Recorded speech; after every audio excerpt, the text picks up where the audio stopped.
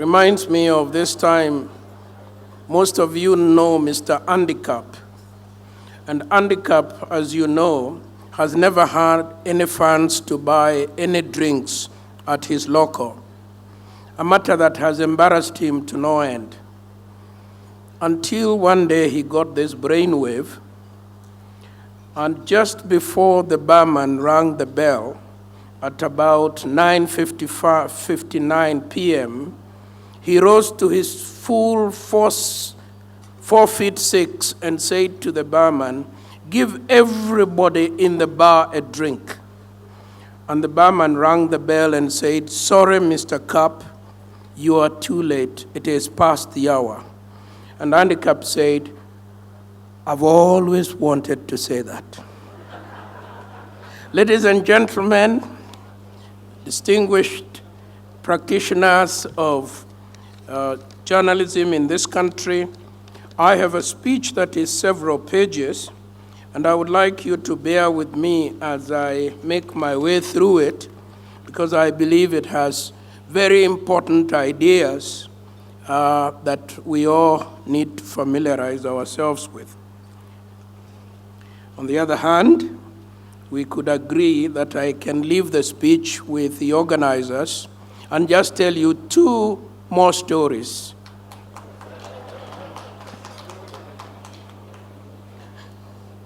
I think we voted for the latter, so let me start with my first story. Some of you know that I started my career as a journalist at the Nation Group, tutored by Aboka Adere, I believe now deceased, and a lady called Jane Soper, who used to run the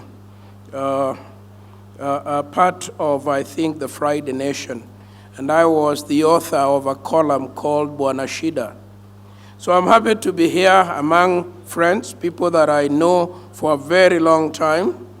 I represented the media for many, many years of my career, in many, many cases. I was the author, among others, of the first media bill.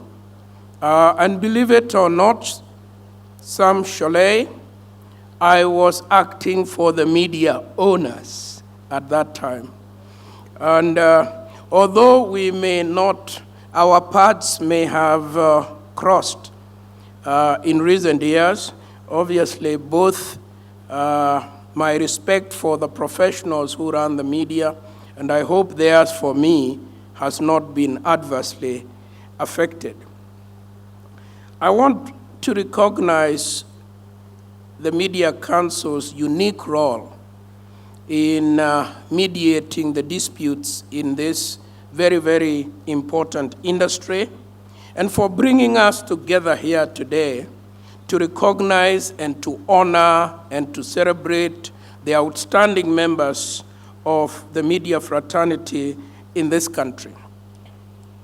Secondly, I want to join those who have, in the last 2 days, emphasized the significance that we attach to a free media in this country.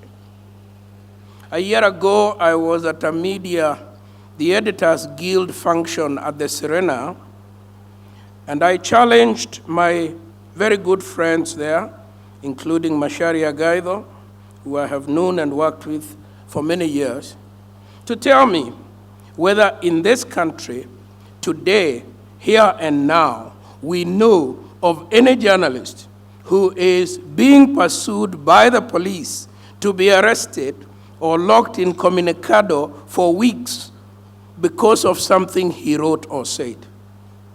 Media freedom in Kenya today is no longer an issue under negotiation.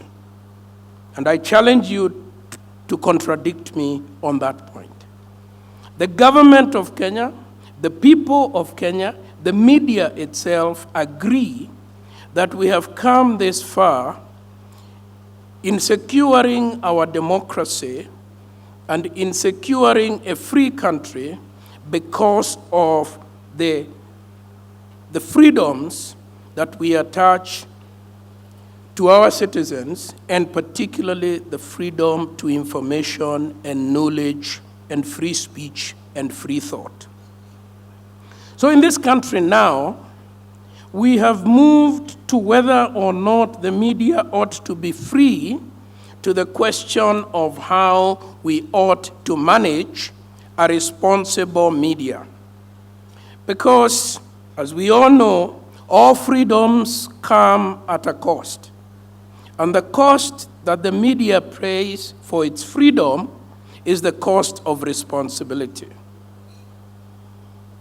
There is no freedom without responsibility.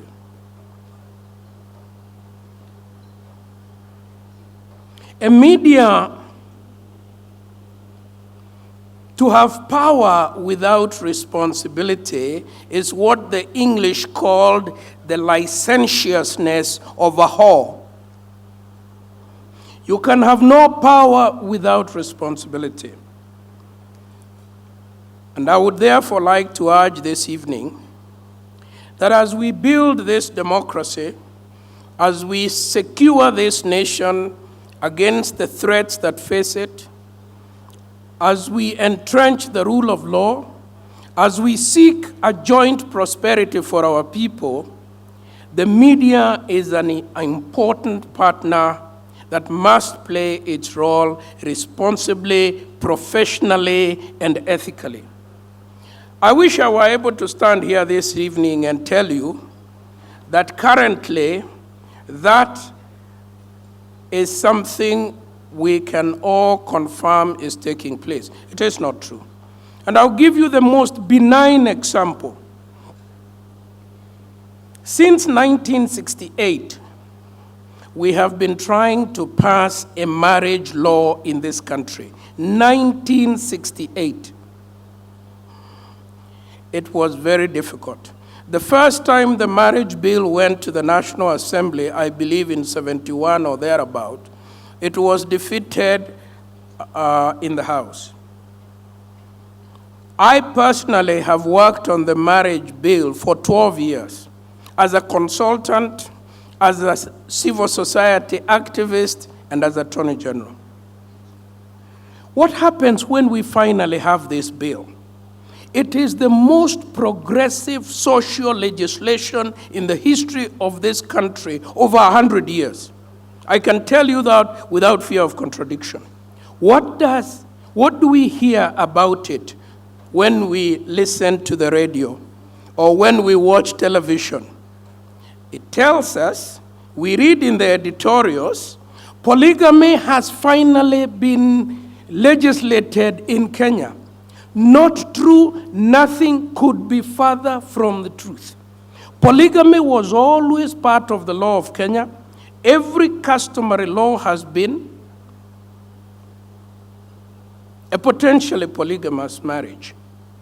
Every Islamic marriage is a potentially. What does this tell us, therefore? That there is work we need to do.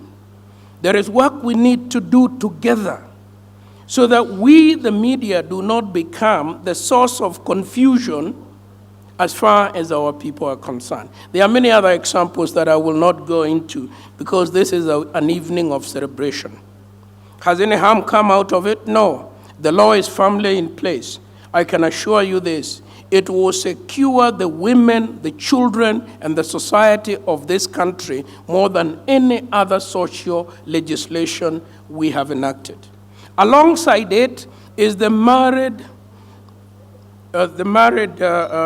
Property Act, for the first time securing for women the autonomy of their estate in a most radical and significant way. The third pillar of the same law is a domestic violence law, protecting women, protecting girls, protecting our children, and protecting quite a number of men from domestic violence. This is what our people need to be told. This is what they need to hear. And we want you to help us to tell them these things. Now let me turn to us as government. What is our duty? Our duty is to create a legal environment that helps the media to compete on an equal platform, to facilitate the work of journalists, to facilitate the work of media houses. You have criticized us on many, many occasions as to the things we have done. Some of the things you have said have been justifiable, and we have tried to improve on them. Others, we have disagreed with you, and you have gone to court, and we have met in court. Some others, we have taken you to court, and we have met in court, and we are still in court arguing. Sam Sheloy and I will be meeting in the Supreme Court, I believe, at the end of this month, on how we should manage digital migration, and that is how a civilized society functions. We do not attribute to the media we do not say the media has sabotaged. We don't say the media has any bad intentions. We just say the media and the government are not reading the law in the same way. Let us go to an impartial tribunal that will tell us what the law is to. Because, thank you, Sam. Because we grant the media good faith, we would request that the media should grant us some good faith in that regard. And therefore, as my friend Bob says, with those few remarks, I want to thank the organizers once again. I want to congratulate the winners who, because I am advised, and I see that corner of judges, I think the most eminent journalists, I see Joe Cardi, who wrote a wonderful, wonderful article for many years that had the simple question, why? Why? And so I'm sure a very good job has been done in that regard, and I would like to congratulate the winners, the sponsors, and I hope that next year's event will even be bigger and more entertaining. I thank you.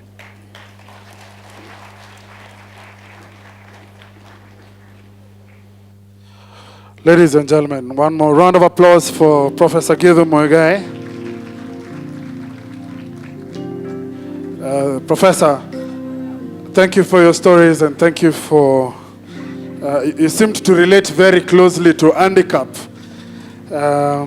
Ni hayo tu kwa sasa. Are you having a good evening, ladies and gentlemen? Are you ready to go straight to the awards? Are you?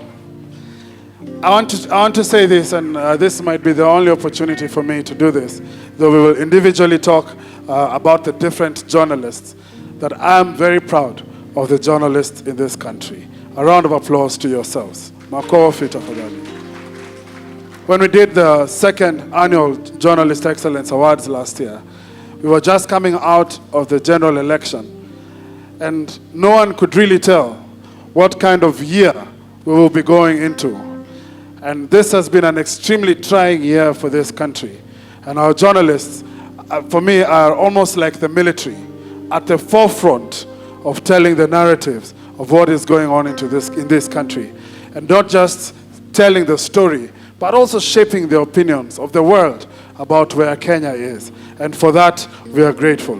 Ladies and gentlemen, for every journalist that is in this room and every journalist that is in this country, we applaud you. One more round of applause for our journalists.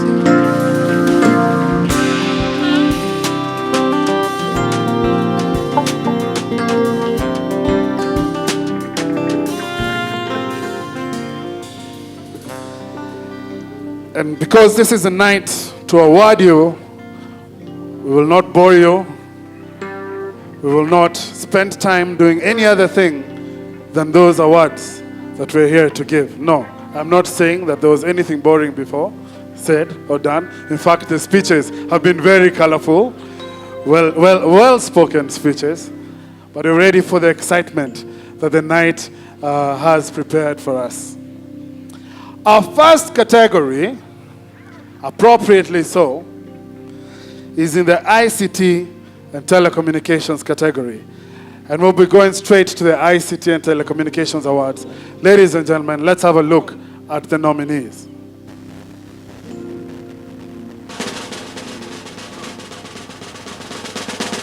ICT and Telecommunications category. From the print media, the finalists are Muthoki Mumo, Daily Nation; David Habling, Business Daily; Brenda Okoth, The Star. All right, a round of applause for our nominees, ladies and gentlemen. And the winner is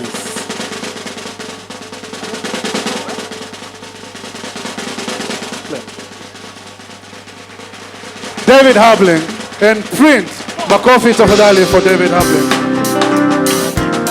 I'd like to ask Mr. Bob Collymore to please come and give this.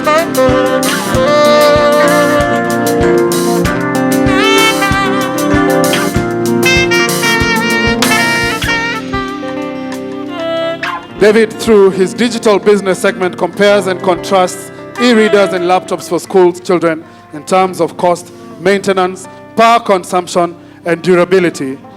And David Hadling, his winning story was titled, "Should Students Be Given Laptops or E-Readers?" Ladies and gentlemen, for a job well done, a winner in the print category, please give it up for Mr. David Hadling.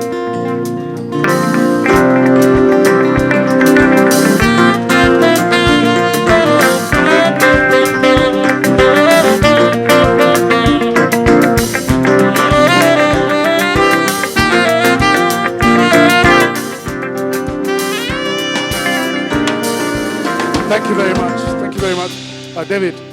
David, please don't leave. Would like to hear you say something about your award. Makofi tafadhali. He's won an award, sindio? Aseme kitu. Thank you, ladies and gentlemen.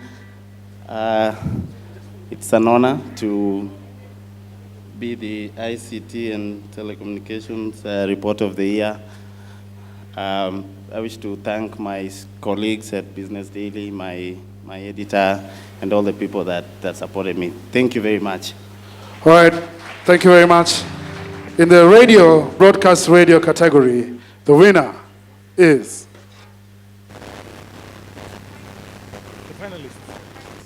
The finalists, sorry, my bad. The finalists. ICT and Telecommunications Reporting, Radio Section.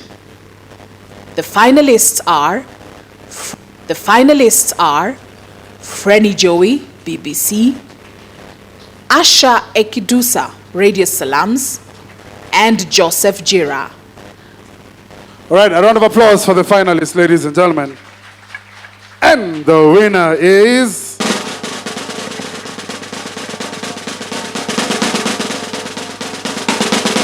Asha Ekidusa. Makofi tafadhali.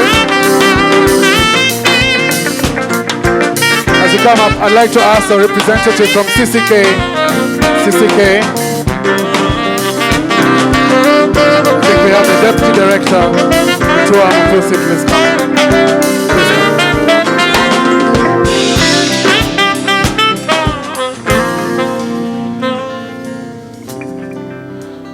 Makofi tafadhali for Asha. Asha explores the use of social media networks to propagate hate speech.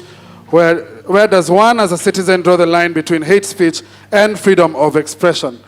Her story was titled Hate Speech. Ladies and gentlemen, give it up for Asha Ekidusa from Radio Salam.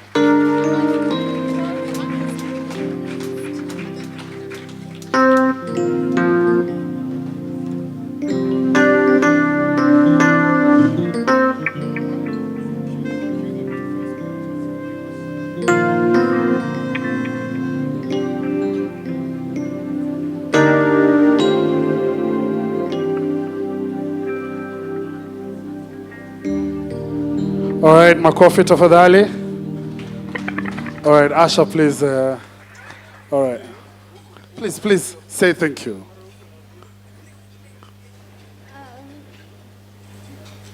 Ningependa kumshukuru mhariri wangu na wenzangu wote Radio Salam na kila mtu ambaye alinisaidia hapa kanika.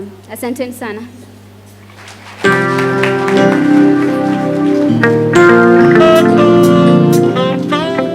All right, makofi tafadhali kwa Asha Ekidusa ambaye amebobea katika kategori hii.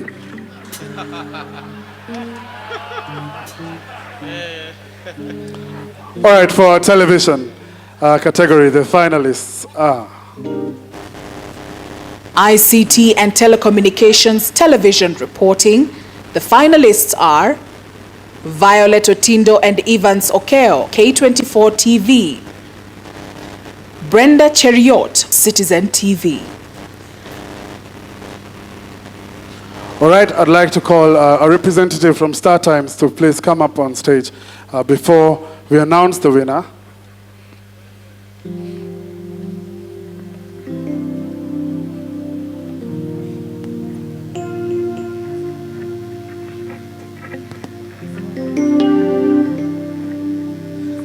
And the winner is Brenda Cheriot from Citizen TV. Makofi tafadhali.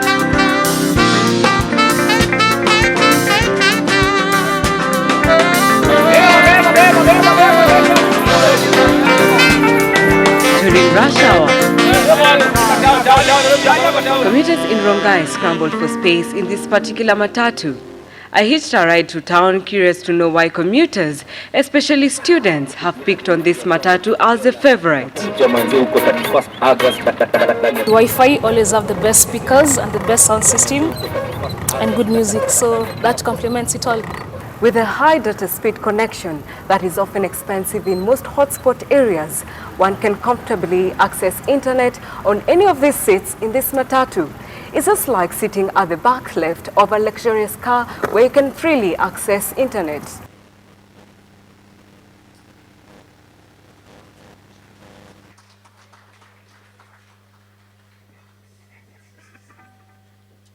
Well, thank you very much. And I'd like to say many thanks to my peers and my colleagues for recognizing my work.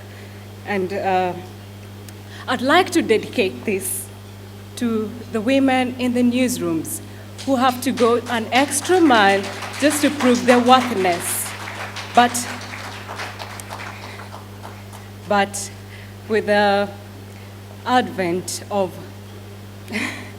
digital migration, we have a wider space and audience to articulate some of the issues that is affecting our society compared to the traditional media. Thank you very much. Fantastic. A round of applause to Brenda Cheriot. Her story was actually titled The Wi-Fi Matatu. And it was a story, of course, about the latest technological advances made by the Kenyan public transport system, who are now providing passengers with free internet services on the go, courtesy of a bus. All right, so we'd like to go into the next category. The next category that we'll be awarding is the Children and Youth Reporting Affairs. Children and Youth Affairs Reporting category. From the print media, the finalists are Anthony Getonga, Standard Newspaper; Joanne Basulai, The Standard; Kyundu Aweru, The Standard. All right.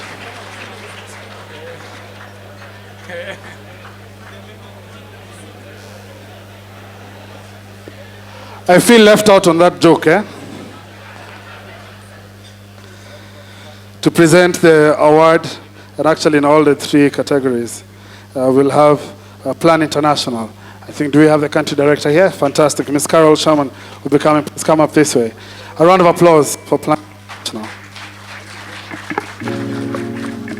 All right, and so, on the print category, the winner is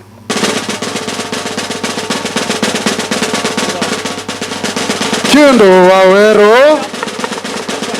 Makofi tafadhali.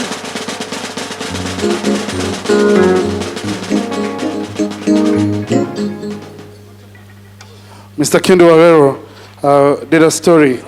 He gives a personal experience of his journey to Nairobi with baby Satrin Osinya, the baby with a bullet in the head. a victim of the Sunday Joy of Christ Church terror attack in Mombasa. And his story was titled, My Tearful Account of Baby Osinya's Airlift. Makofi tafadhali for Mr. Kindu Waweru. Please come ahead and give the award.